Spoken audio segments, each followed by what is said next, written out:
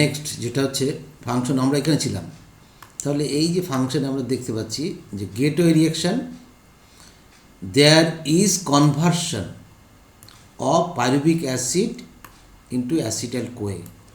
Acetyl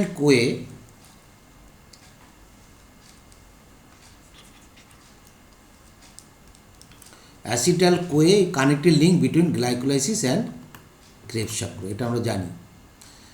এখানে যে ডায়াগ্রামটা দেখতে পাচ্ছি সেটা আমাদের কাছে খুবই ঠিকই লাগছে দেখতে।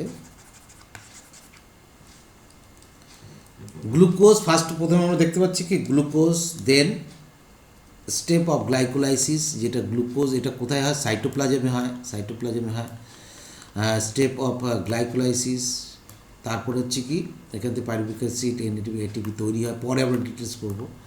তারপরে অ্যাসিটাইল কোয়ে ফর্মেশন হয়, যেটা বললাম। এই অ্যাসিটাইল কোয়ে NADH এটা প্রবেশ করে কি এটা হচ্ছে তোমার পরের স্টেজ ক্রেবস সাইকেল, এখান থেকে পরবর্তীতে স্টেপ হচ্ছে ইলেকট্রন ট্রান্সপোর্ট, দেন ATP। এই হচ্ছে প্রসিডিওর। কোথায় ন্যাড, কোথায় ফ্যাড, কোথায় ATP ফর্মেশন হয়, এগুলো আমরা ডিটেলসে পড়বো। আমি একটা নাটস সেটা বুঝিয়ে দিয়ে যাচ্ছি সেটা দেখার জন্য। Krebs cycle, in Krebs cycle the acetyl CoA is utilized, the enzyme of Krebs cycle is present in the matrix, এতক্ষণ ধরে যেটা বলছিলাম, except succinate dehydrogenase, সাকসিনিল কোয়ে থেকে সাকসিন অ্যাসিড তৈরি যেটা হয়, succinate dehydrogenase is a enzyme of Krebs cycle present on inner membrane.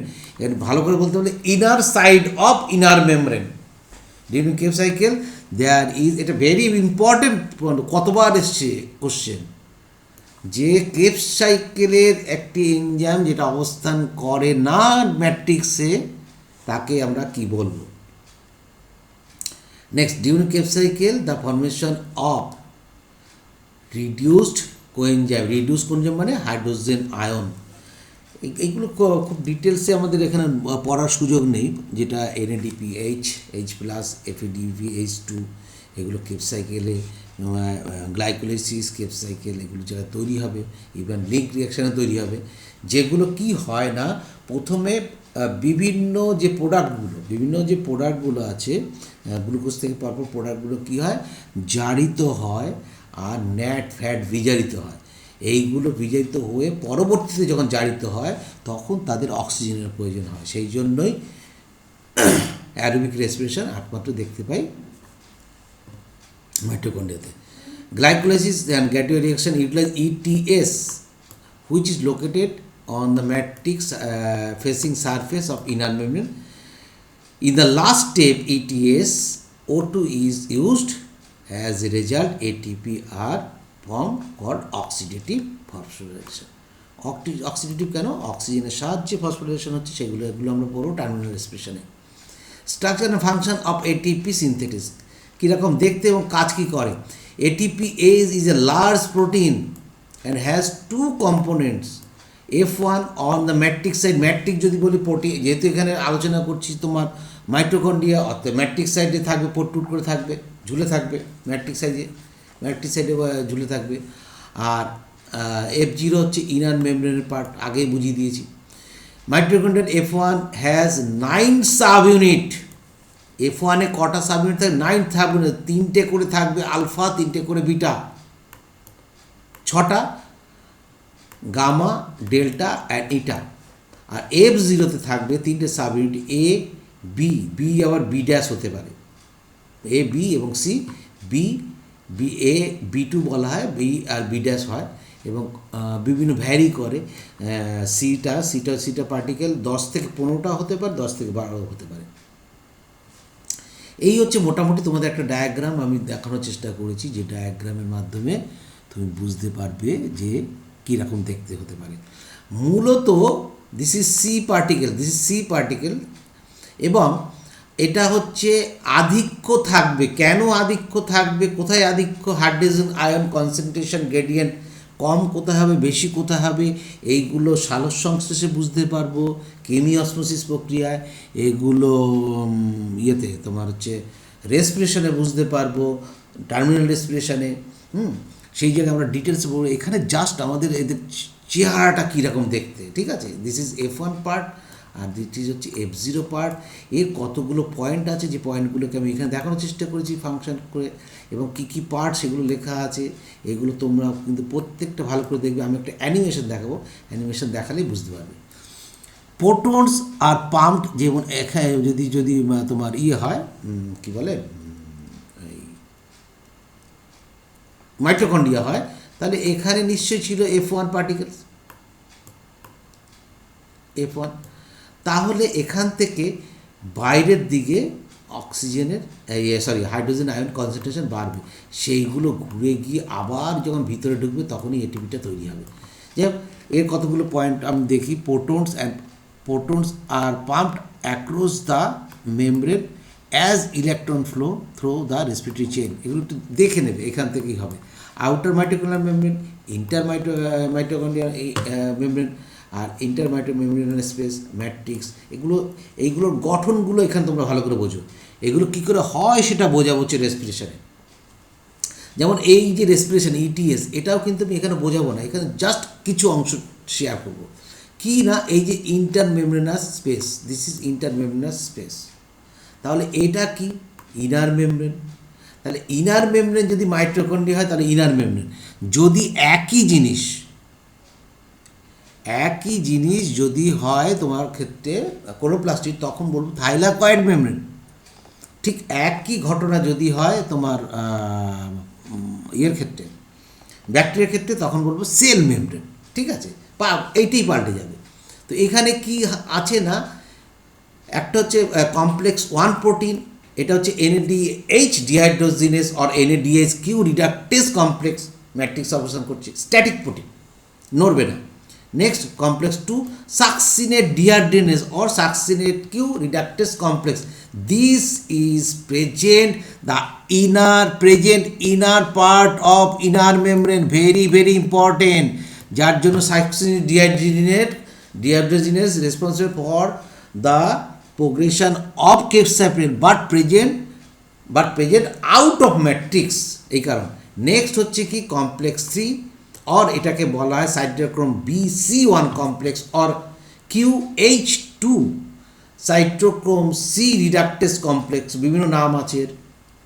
Next হচ্ছে complex 4, 1 2 3 4, এটাও কিন্তু স্ট্যাটিক প্রোটিন, এটাকে বলা হয় অক্সিডেজ, কারণ এখানেই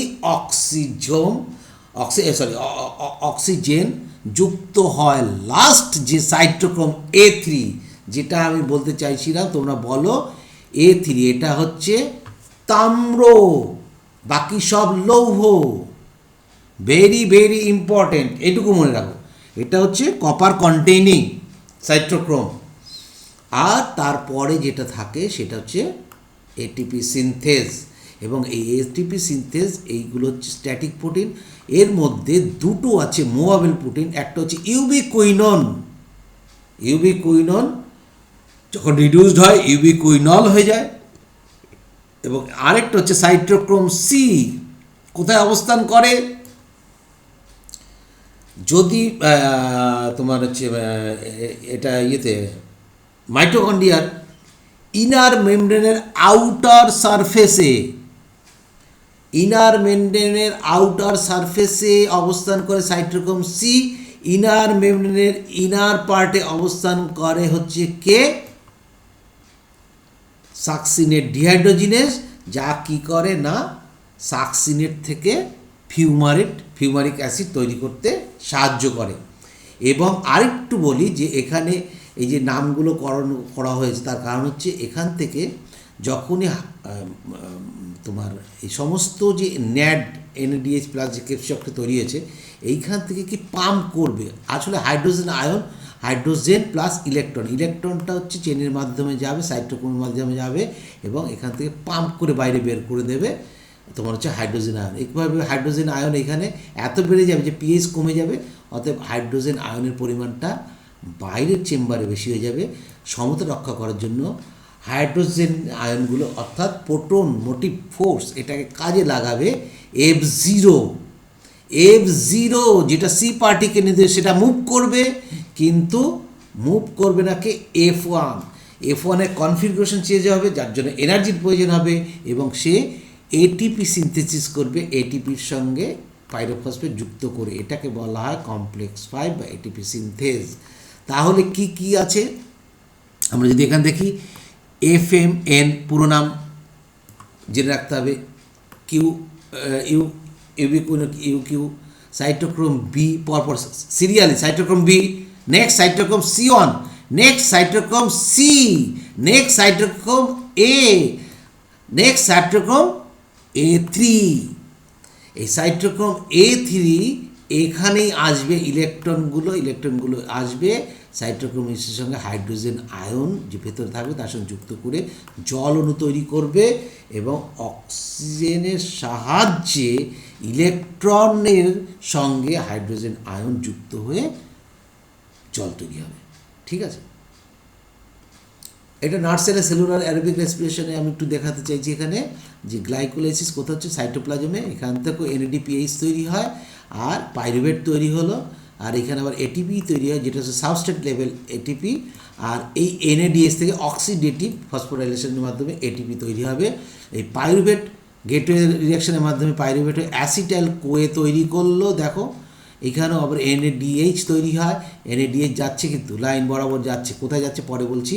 এরপর কেপস চক্রে ঢুকলো, কেপস চক্রের থেকে NADPH তৈরি হবে, FADH2 তৈরি হবে, সেটা যাবে টার্মিনাল রেসপিরেশনে, টার্মিনাল রেসপিরেশন গিয়ে এটিপি ফর্মেশন করবে। ঠিক আছে, এবং এখানে জল অক্সিজেন হবে। মোটামুটি আমরা এগুলো পড়লাম। এছাড়া কিছু ইম্পর্টেন্ট নোটস আছে, এগুলো একটু দেখবে যে কলিকার ফার্স্ট অবজার্ভ করেছিল মাইটোকন্ড্রিয়া কোথায় না স্টেট মাসেল, থাই মাসেল ককরোচের ক্ষেত্রে। ফ্লেমিং ডিসকভার করেছিল মাইটোকন্ড্রিয়া, বেন্ডা ভেরি ইম্পর্টেন্ট প্রপোজ করেছিল মাইটোকন্ড্রিয়া, অনেকবার এসে কোশ্চেনে। ফ্লেমিং একে ফিলা বলেছিল, অল্ডমেন বায়োপ্লাস বলেছিল, কলিকার একে সার্কোপ্লাজম, কেন মাসেলে পাওয়া গিয়েছিল সার্কোজোম হিসাবে, সেই জন্য সার্কোজোম বলেছিল, মাসেলে পাওয়া গেল। আমরা জানি সার্কোমিয়ার সার্কোজোম কোথায় থাকে, মাসেল কনসার্ন ওরিয়েন্টেড। নেক্সট হচ্ছে mitochondria first time isolated Bensley and Hoerr কী করেছিল, লিভার সেল অফ মাউস থেকে করেছিল। Next Meves first scientist who observe the mitochondrial plant cell. এগুলো যতটা পারবে মনে রাখা, তবে বেশি বেশি ইম্পর্টেন্ট যেটা বললাম সেটা হচ্ছে কলিকারের সার্কোপ্লাজম, বেন্ডার মাইটোকন্ড্রিয়াল টার্ম, আর কলিকার হচ্ছে আবিষ্কার করেছিল, এটা very important. Next first time তো বললো। নেক্সট হচ্ছে mitochondrial DNA having 13 genes discover by Nass and Nass, দুইজন ভাই এটা আবিষ্কার করেছিল। হিউম্যান মাইটোকন্ড্রিয়াল DNA মনে রাখতে পারো, এত বেস পেয়ার থাকে 37, হিউম্যান মাইটোকন্ড্রিয়াতে 37 জিন থাকে। নাম্বার ভ্যারি করে বিভিন্ন ফিজিওলজিক্যাল অ্যাক্টিভিটির উপর ডিপেন্ড করে নাম্বার ভ্যারি করে এগুলো। One mitochondria present in cell of algae, একজন অ্যালগি আছে মাইক্রো অ্যাস্ট্রিয়াস অ্যালগি আছে, সেখানে একটা আছে, আর আছে কোরেলা ফিউকাসা অ্যালগা, তাতে একটি তোমার মাইটোকন্ড্রিয়া থাকে। স্পার্মে থাকে 20 থেকে 25টা, রেনাল টিউবে 300 থেকে 400টা, লিভারে 1000 থেকে 1600টা, ক্যাওস প্রোটোজোয়া 5 lakhs মাইটোকন্ড্রিয়া, সবচেয়ে বেশি থাকে ক্যাওস প্রোটোজোয়াতে, very important. Mitochondria also called chondriosome নামকরণ করা হয়, একে কন্ডিওমাইট বলা হয়, ফিলা ভার্মিকুলস বলা হয়, তারপর হচ্ছে প্লাস্টোকন্ড্রিয়া বলা হয়। মাইটোকন্ড্রিয়াল সিস্টেম কি, সমস্ত সিস্টেমগুলো সব মাইটোকন্ড্রিয়ার যে প্রেজেন্ট থাকে তাদের একসঙ্গে কালেক্টিভিটি বলা হয়, কন্ড্রিও বলা হয়, এটা একটু দেখে রাখো।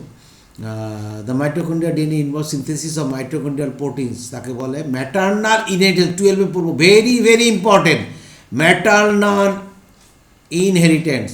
দেখো কেন মাইটোকন্ড্রিয়া যে জিন থাকে সে সি থেকে সি যায়। দেখো এগ মানে কি, এগ হচ্ছে বড়, স্পার্ম হচ্ছে ছোট, তার মানে বড় বলতে এখানে সাইটোপ্লাজম প্রচুর পরিমাণে থাকে, তাহলে এটা হচ্ছে সাইটোপ্লাজমের ইনহেরিটেন্স।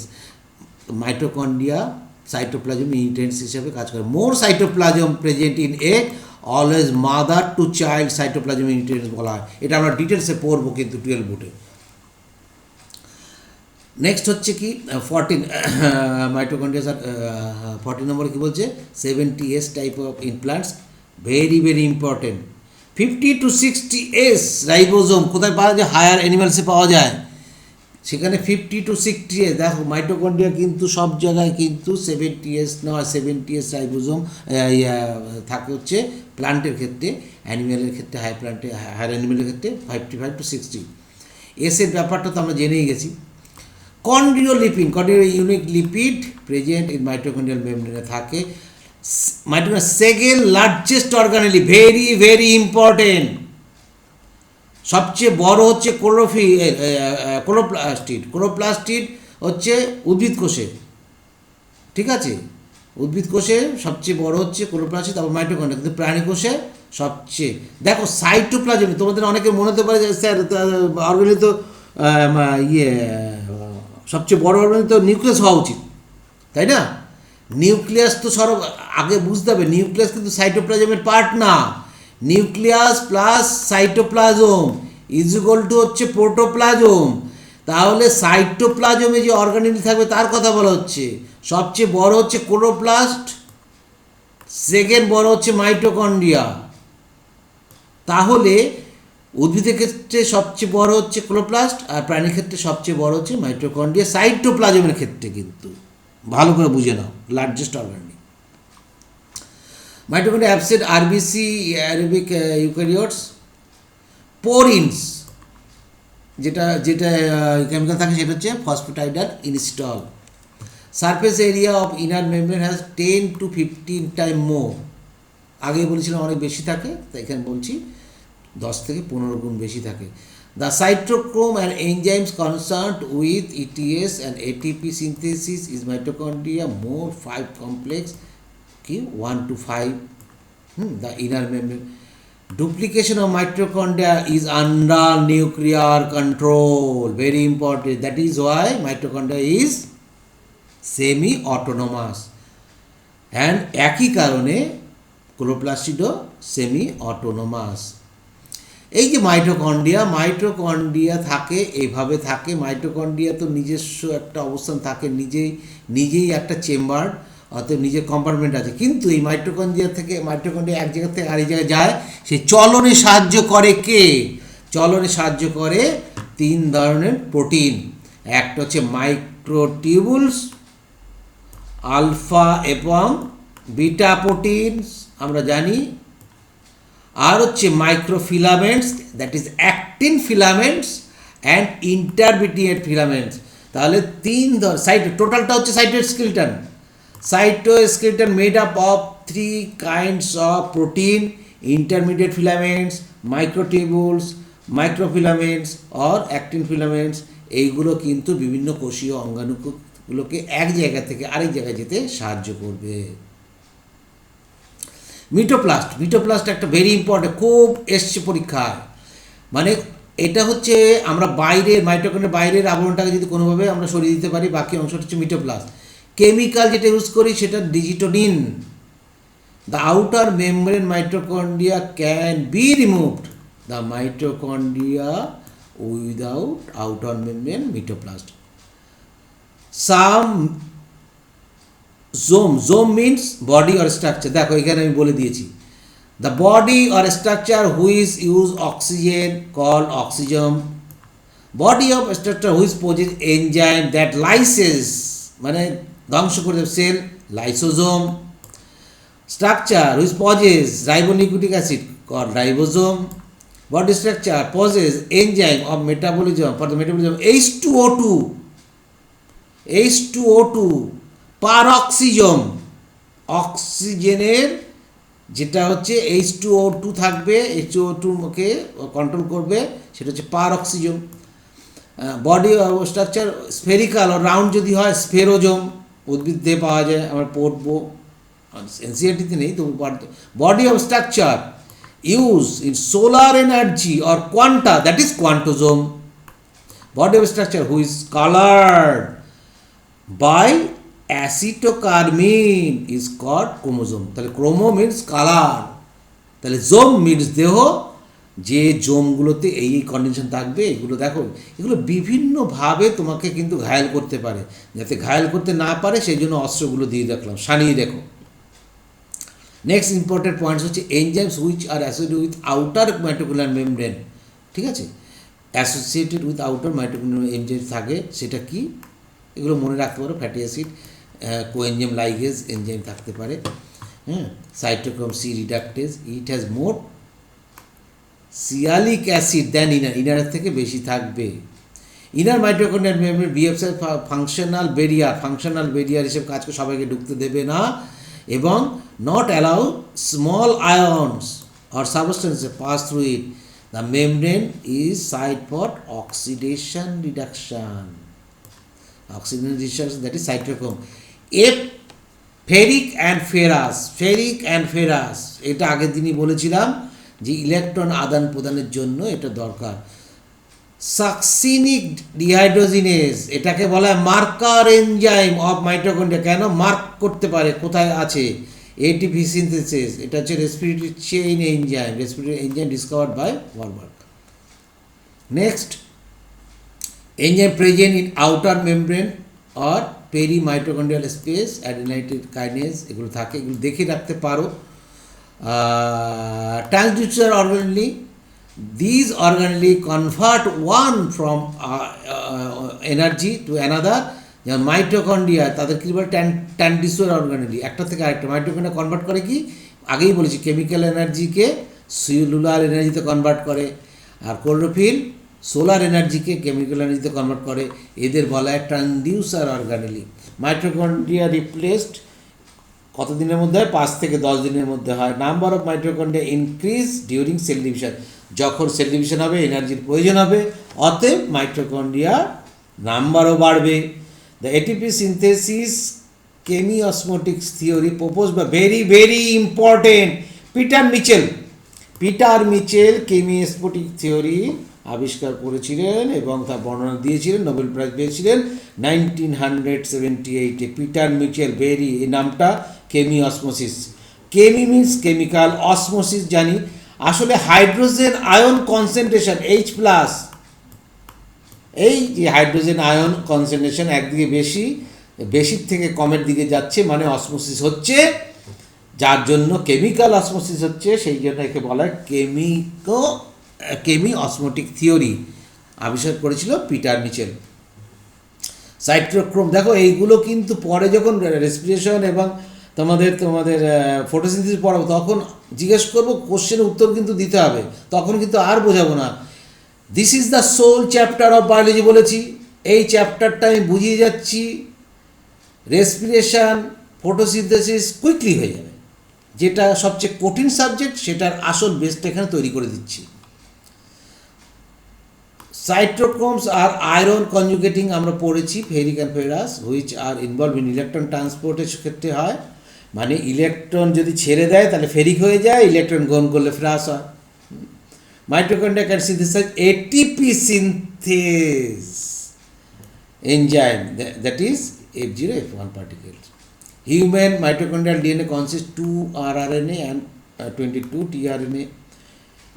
এটা অতটা দরকার নেই। মাইটোকন্ড্রিয়া ইউলোইস কালার, কেন? রাইবোফ্লাভিন থাকে সেই জন্য এটা ইউলোইস কালার হয়।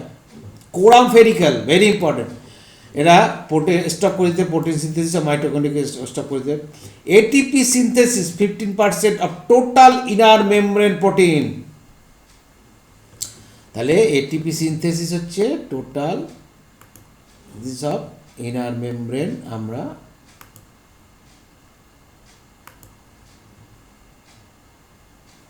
দেখতে পাবো।